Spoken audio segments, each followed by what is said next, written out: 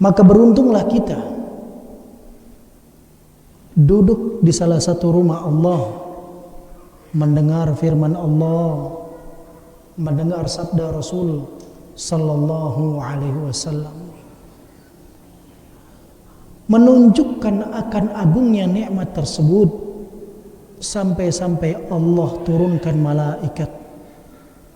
Malaikatnya turun, kemudian mereka bentangkan sayapnya sebagai bentuk keridhaan, kecintaan mereka kepada para penuntut ilmu agama Allah Azza wa Jalla.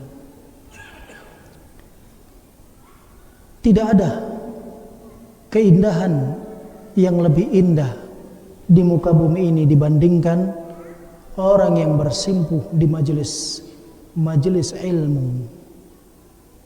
Bagaimana tidak, Nabi kita yang mulia sallallahu alaihi wasallam telah menyabdakan di dalam hadis yang sahih, beliau mengatakan ad-dunya mal'unah, dunia ini terlaknat, wa mal'unun ma fiha, terlaknat pula siapapun yang berada di dalam dunia itu,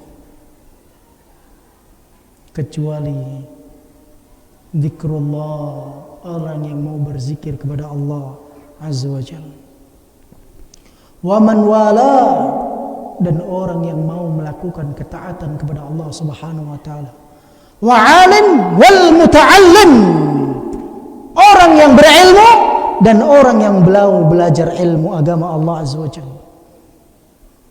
Lainnya mendapatkan laknat dari Allah Azza wa Jalla.